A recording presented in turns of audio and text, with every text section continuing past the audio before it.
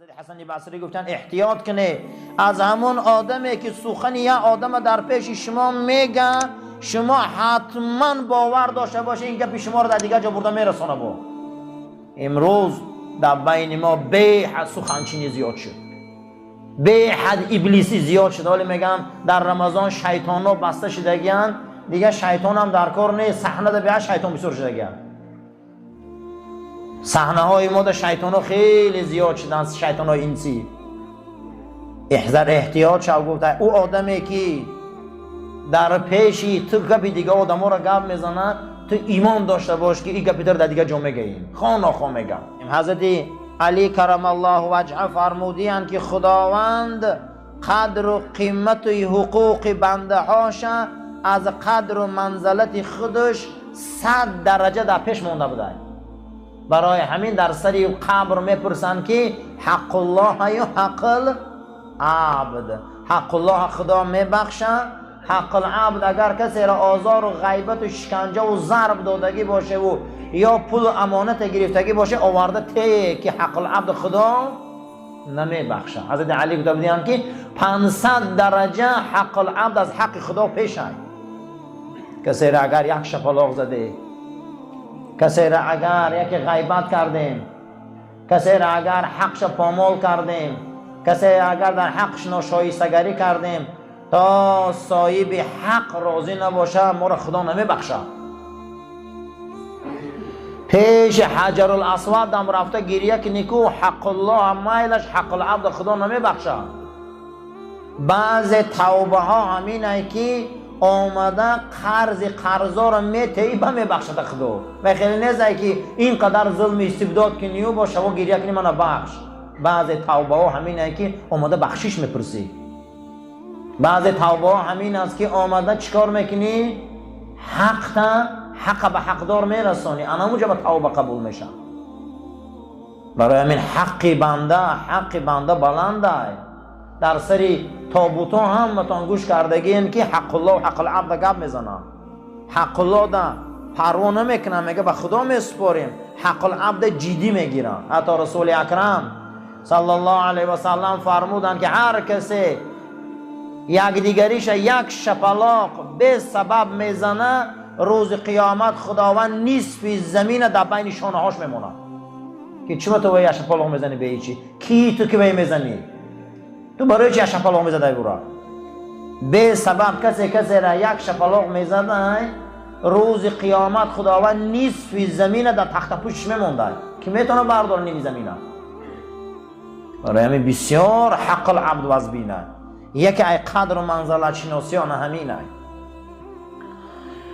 حسن بصری فرمودیم ما من نفقت الا والعبد یحاسب علیها. هر نفقه روز قیامت حساب کتاب داشته که اکجا میوی. الا نفقته علی والدیه و من دونهما. اما اون نان و پولی که در پدر و مادر روی میکردی میدادی را خدا حساب نمیکرده. اینجا اون مردی را دیده این قدر منزلته. همه پول و مالی ما فرد و حساب داشته. کسی پدر و مادرش پول و مال یاردم میکرده، نفقه پدر و مادرش میداده، این را خدا حساب نمیکرده. او نفقته علی اخیه فی الله. کسی برادر مسلمان شه در راه خدا برادرش به خاطر الله شکمش سیر میکرده، این هم خدا نمیپرسیده. و صاحبه فی طاعته. کسی که مسلمانی که در طاعت خدا این هم اگر نان و نمک میداده خدا نمیپرسیده. فانه رویه ان الله سبحانه و تعالی یستحی ان یحاسبه علیها. در یک روایت دیگر آمده بود است که خدا حیا میکرده که کسی پدر و مادرش بانی میکنه، کسی برادری در راه دینش کمک میکنه، کسی به خاطر خدا برادرش افطار میتیه، خدا حیا میکرده که او را حساب کنه روز قیامت. برای همین انا اینه قدر منزله، انا اینه برادری، انا اینه شجاعت، انا اینه اسلام. و کان یقول لیس من المروءة ان یربح الرجل علی اخیه. پیغمبر خدا صلی الله علیه و سلم فرمودند که حسن بصری گفتند هیچ کس جوانمرد نگوه که وقت جوانمرد ای جوانمرد به خاطر فایده دوستی کنه. کسی به خاطر فایده دوستی میکرده و شما جوانمرد نگفته رسول اکرم. نخواه مسلمان جوانمرد مسلمان به خاطر چیزای دنیاش ده قدیم مسلمان جوره شود. ما را اشهد ان لا اله الا الله و ان محمد رسول الله دوست کرده گرد. نه این پول دنیا، نه این مال دنیا، نه این چیز دنیا، نه این خواهر و نه این اپا و نه چیزه. ما را کلمه توحید مسلمان کرده گرد. ما را کلمه توحید منزلت داده گرد. ما را کلمه توحید دوست کرده گرد. کسی که کلمه توحید حرمت نمیکنه، کسی برادری مسلمانش حرمت نمیکنه، قسم بخدا او جوانمرد نیست. این رسول اکرم فرمودیم شما او را مروت جوانمردی ندانه، همون انسانی را که چکار میکنه به خاطر ریبح فایده برادری مسلمانش خیلی دوست میشود.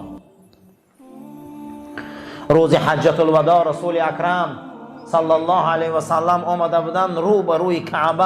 حجت الوداع حج هست که 6 ماه بعد این حج پیغمبر ای دنیا میگذره.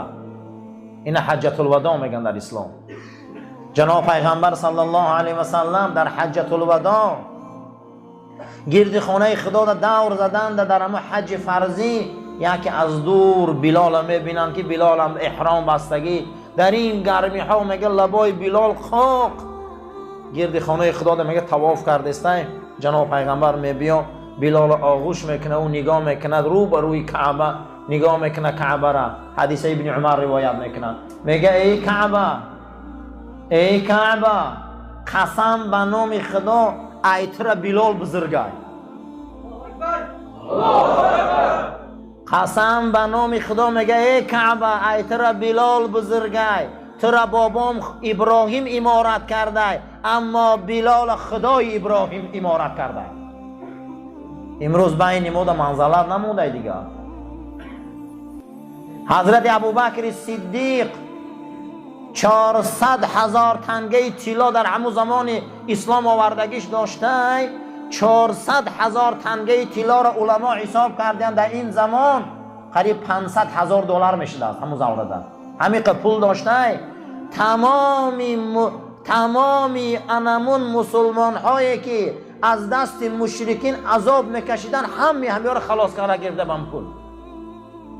یک تاش میگم بلال بود. وقتی که ابو جهل آمد گفت که ابو بکر اگر تو گفت چی برای این حبشی سیاه قد بسیار پول میتهی، تم دو تنگت میره خلاص میکردن. گفت اگر قدر منزلت ایمان بلال میدونستی که این دنیای چه پیشین، امروز قدر منزله در بین ما به حد پس شده گرد. قدر منزله در بین خودمون پس شد. از کجا بدین ما رو حرمت کنن؟ ما منزله نمون دیگه. شما هر کسی ای کسی به خاطر فایده جورگی میکنه، دوستی میکنه، قسم به نام خودم بزرگا گفتن که به نانی نام بده از در بیرونش سرش کنه بره و دوستی نکنه. قدی خیلی آدم دوستی نمیشوه. پیشتر مسلمان های خیلی نبودن. میگه در زمان جنگ احد 18 تن ای صحابه زخمی بود. از معرکه جنگ بیرون برآوردنش. یکی را میگه روده هاش برآمده بود، یکی را استخوانای پاش، یکی نیزه ها در بدن رس کردگی. همین حالت سعد ابن ابی وقاص میگه یک تاش صدا بلند کرد که آب. میگه کاسه آب من پر کردم آوردم در دستش دادم. میگه همین خیلی 18 تن میگه راست میگه تنی کودن، میگه تکیه کردگی بودن، خیلی سودگی بودن. آب دادم جنگ احد ده. میگه اینه میگه آب در لبش برد. میگه اینش نگاه کرد که شاید گفت که اینش ایمان تشنه‌تره، اینش میگه یگان تاش همون آب ننوشیدن 18 تن شهید شد. میگه آبم خیلی مون. اما امروز ما نانی مسلمان ایدانش کنده میگیریم، فرزندای او را غم میتیم، او را فقیر میکنیم، او را چه دبلاها گرفتار میکنیم. و یا این گونه محبت داشتین که امپریای روم و فارس باز اون رو غلطوندن. بین ما ده امروز خیلی صفمون زیاده و تعداد نمازخوانمون زیاده، اما محبت قدر ناله و قدر محبت نداریم. شبی قدر آمدیم بیا اول قدر خمون دانیم. رسول اکرم صلی الله علیه و سلم فرمودن من لم یرحم، کسی اگر رحم نکنه بر کودک، کسی اگر رحم نکنه بر کودک ما کسی اگر حرمت نکنه عالم منه، کسی اگر احترام نکنه بر آدم موی سفید و ریش سفید، امتی من نیست. با گو لیس منا، گو این ای امتی من نیست. گفت برای همین امروز قدر منزلت خیلی بین ما پس شد. او صحابه این خیلی قدر منزلت داشت، او صحابه خیلی یکدیگر را دوست می داشت، او صحابه این خیلی حرمت میکرد. اینا شخصیت هایی بودن که در معرکه غزوه احد همه اونها یک کاسه آب ننوشیده از دنیا گذشتن. جهنم چگونه یک جای وزبینی هست.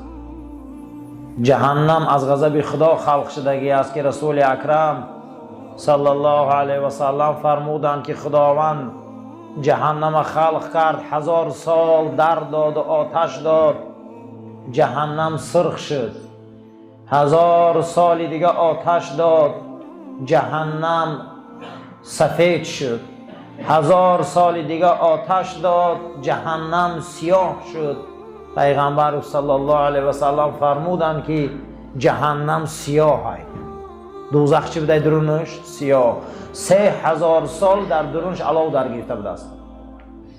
برای همین این 10 روزی که ما قرار داریم و ذکر میکنیم و دعا میخوانیم، خلاصی از همین گونه جهنم سیاه است. خدای ما را از جهنم خلاص کرد.